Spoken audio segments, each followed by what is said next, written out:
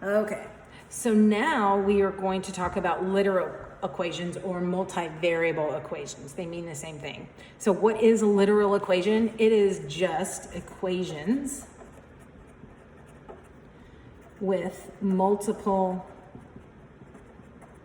variables. And honestly, there's only two things. You use additive inverse to solve and multiplicative inverse to solve. And as long as you're comfortable with those two properties, literal equations are no big deal. So if I want to solve both of these for x, so here's x attached to 2. So I got to get rid of this constant term. So I'm going to add 5, and then I get 2x equals 18. And then I divide to separate. I got to separate the 2 and separate the x, and I do that by division. So I get x equals 9.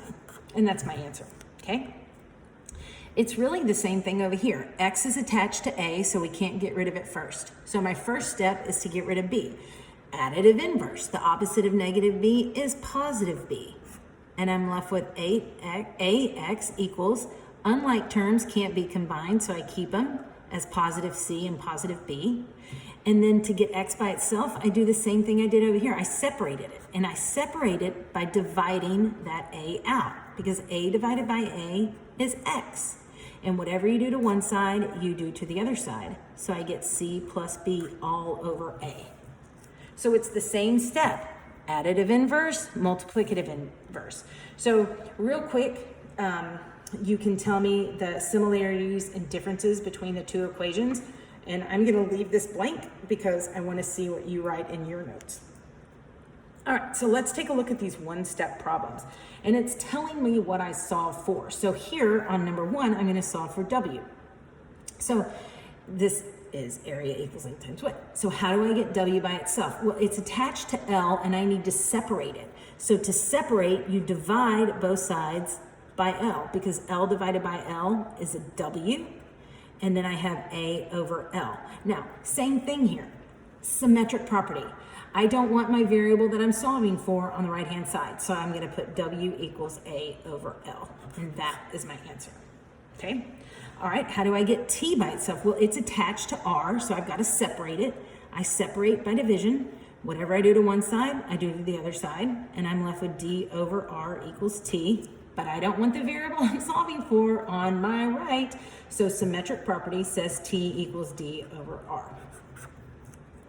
All right, look at this, look at h. So a lot of times students will do it like one by one, and you want to just do it at one time. Remember, math is easy when you follow the rules. So if I want to get h by itself, I need to separate two things. I need to separate L and W, and I can do that together. And I separate L and W. So my L and W cancel out, and I'm left with V over L times W equals H, but again, symmetric property. So H equals V over L times W.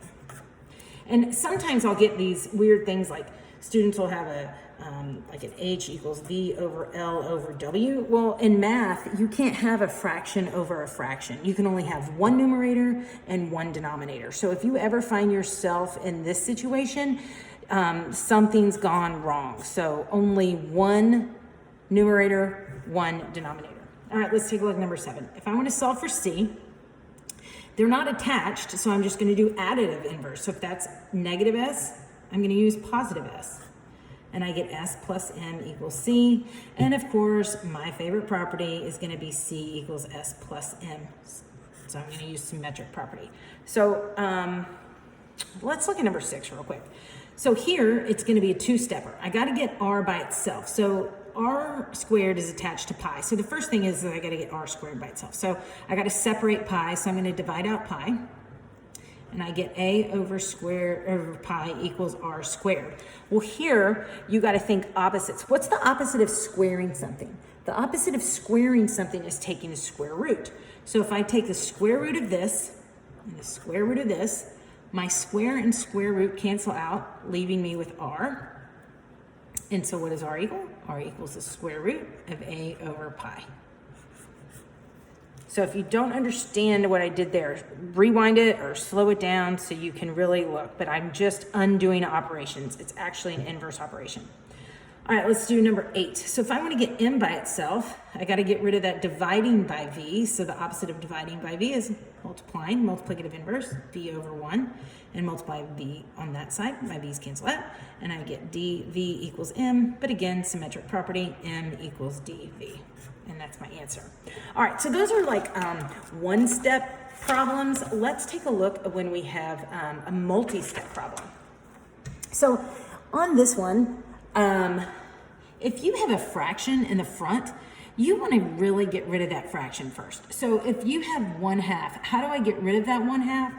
I multiply by that multiplicative inverse, which is just 2 over 1, same thing as 2. So I'm going to multiply 2 on both sides, and I get 2a equals, my 2's cancel out, b times h. Now, to get h by itself, I want to separate the b from it. So I separate it by dividing, separate by dividing.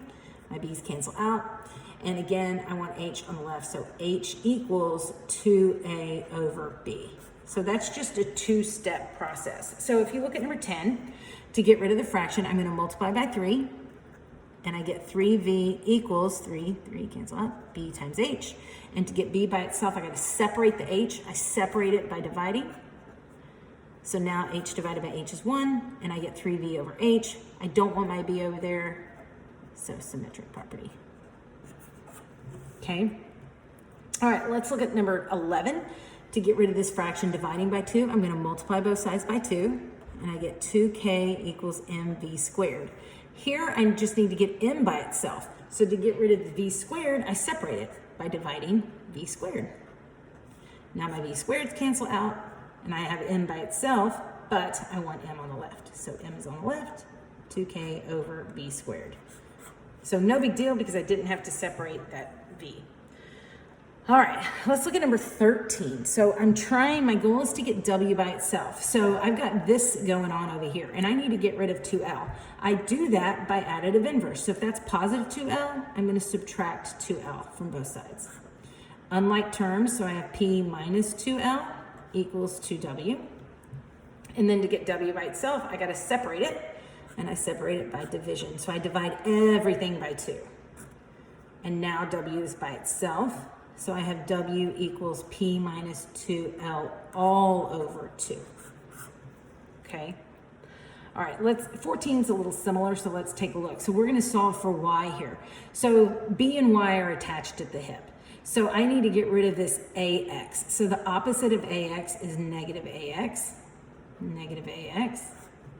And now I have by equals c minus ax. I could have put negative ax plus c. It would mean the same thing as long as you have a negative for the ax and your c is positive. Now to separate y from b, all I do is just divide everything by y. So I divide this side by y and I divide that side by y, and I'm left with b equals c minus ax over y. And that's my answer. Okay, 15. To get x by itself, I'm going to subtract b, and I get y minus b equals m times x. And to get x, I'm going to separate m, and I do that by dividing both sides by m. I divide it all. So I have x equals y minus b over m, but I do the symmetric property, x equals y minus b over m. And that's why it's by itself. Okay, let's take a look at what happens when you have parentheses right here. Well, it's a fraction, and the fraction's not been distributed, which is awesome. I don't want to distribute. That would create more work. So to get rid of this fraction, I'm going to multiply by the inverse, multiplicative inverse, which is 9 over 5. And whatever you do to one side, you do to the other side. So now I have 9/5 c, that cancels out, and that cancels out, equals f minus 32. And to get f by itself, I add 32 to both sides. These are unlike terms, they can't be combined. So I have 9 over 5c plus 32 equals f. And again, symmetric property. I want my f on this side, and then I have 9/5 c plus 32. And that's my answer there. Okay, so it's still just multiplicative inverse and additive inverse. Even though it has a variable, it's the same thing. Let's do number 18. So my first step is get rid of that fraction. So to get rid of 1/2, you do the inverse, which is multiply by 2. And you get 2a equals h times B1 plus B2. I don't want to distribute because if I want to get B1 by itself, I don't want to have an H attached to it. So watch what I'm going to do. Instead of multiplying to distribute that H, I'm going to go ahead and I'm just going to divide it out because that would get rid of it. So I'm dividing H on both sides, and I'm left with 2A equals H equals B1 plus B2. Now, if I want to get B1 by itself, I'm just going to subtract B2 on both sides. And watch what happens, because it gets a little messy down here.